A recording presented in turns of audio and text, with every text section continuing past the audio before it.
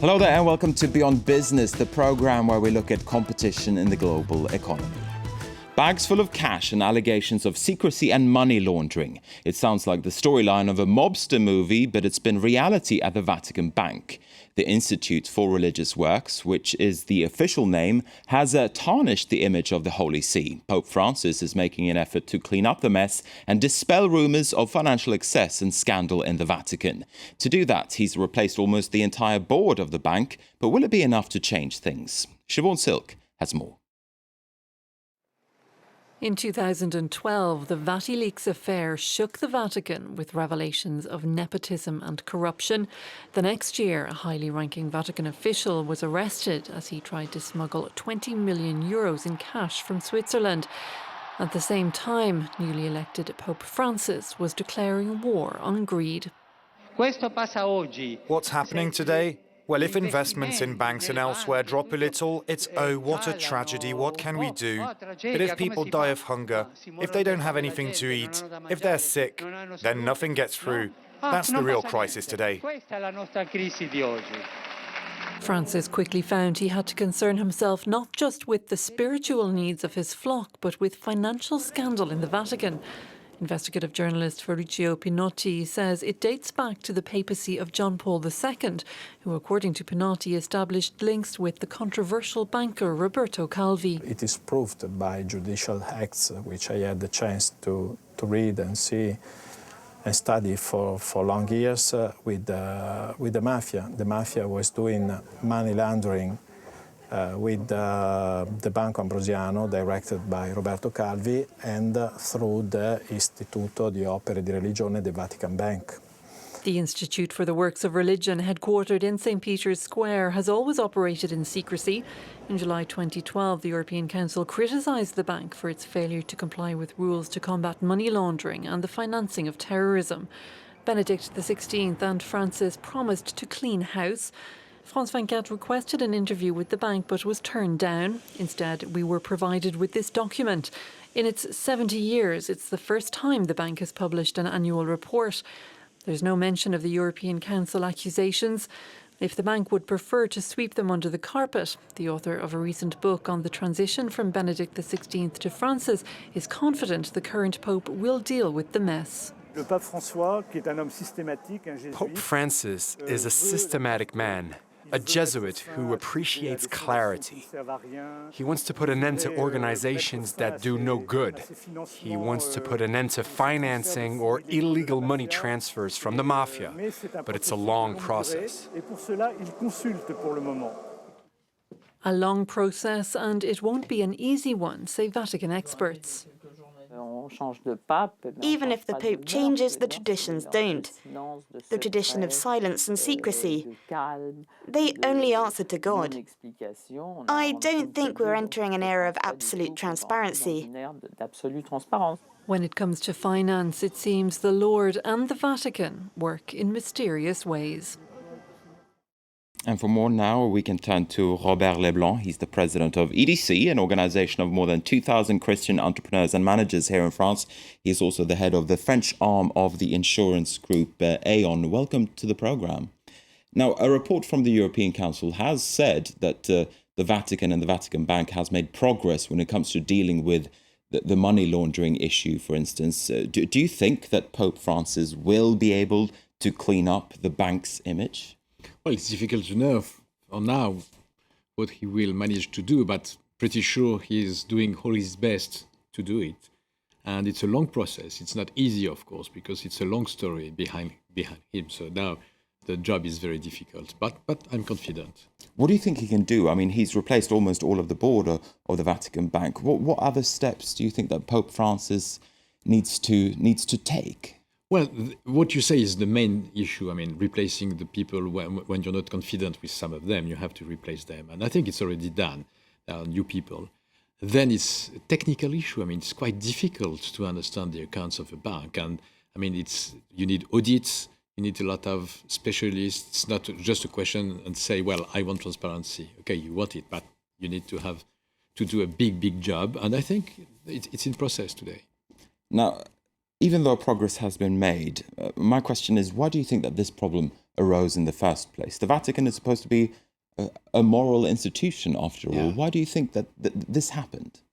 Well, this happened, I would say that it was not transparent for two reasons, a good one and a bad one.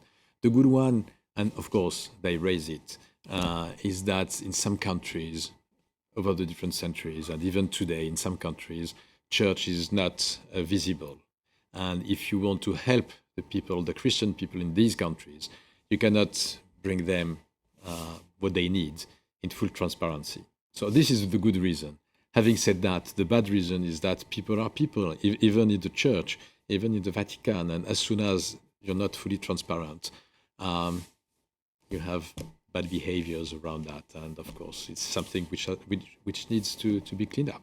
Now, we heard it suggested in the report, but do you think to a certain extent that the Church and the Vatican lost its way under John Paul II and Benedict XVI, the two preceding popes to Francis? I don't know exactly how long was the problem. My view is that Benedict XVI already tried to clean up, and probably in a way his decision to resign was related to the fact it was too difficult for him to go on, and he thought that another pope would be in a better position to go on the job he had He thought started. the Vatican needed fresh blood. Yeah. It's what I assume.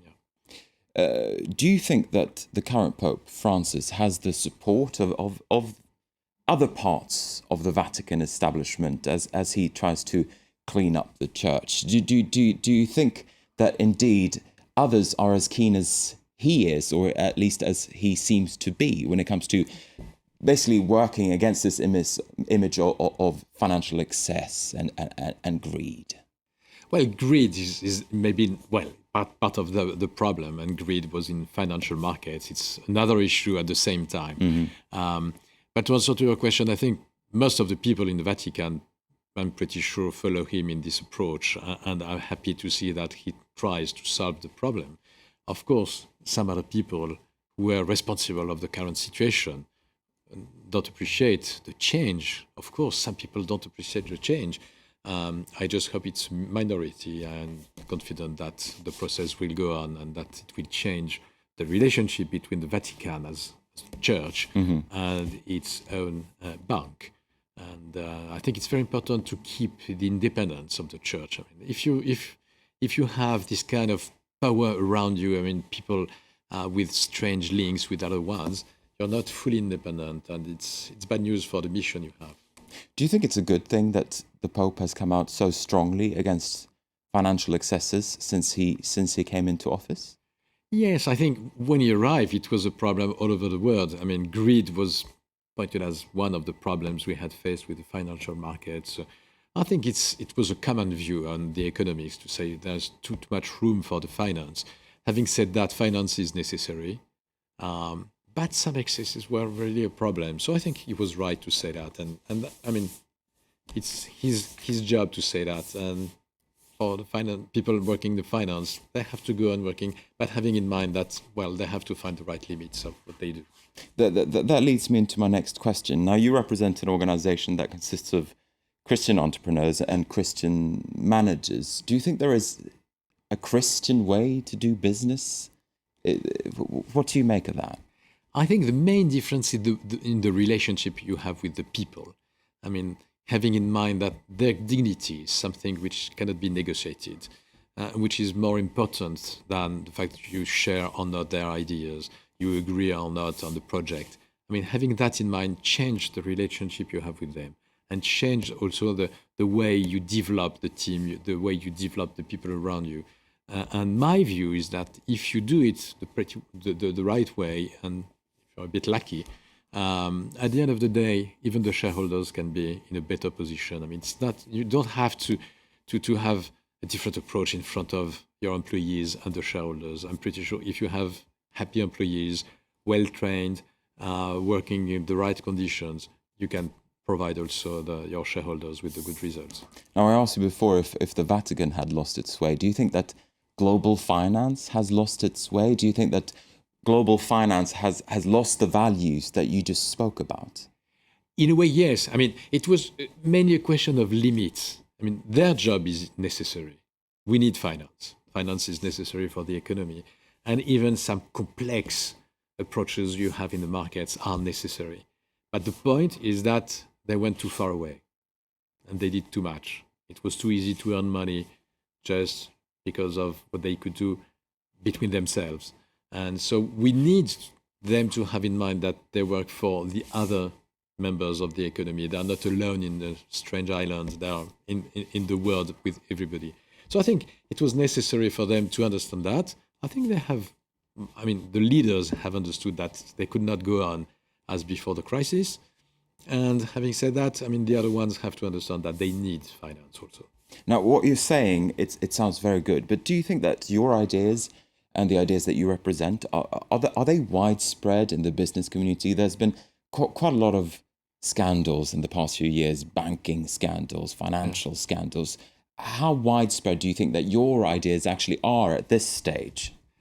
Well, I think there is some progress, and it's quite easy to point scandals in the finance area. But if you look at what happened in some industrial companies where bad decisions went to bankruptcy, and they have to fire hundreds and thousands of people. All that is not very fair also. In every area of business, you have to have first good skills, then the engagement, then the ethical standards which are necessary in every business. So it's true for finance, of course, and it was quite easy to see that there were some excesses, and that was clear. But they are not the only ones who face problems. Okay, Robert Leblanc, we have run out of time. Thank you very much indeed for speaking with us here at France 24. Thank you. And with that, we're also going to wrap up this edition of Beyond Business. Do stay with us here at France 24.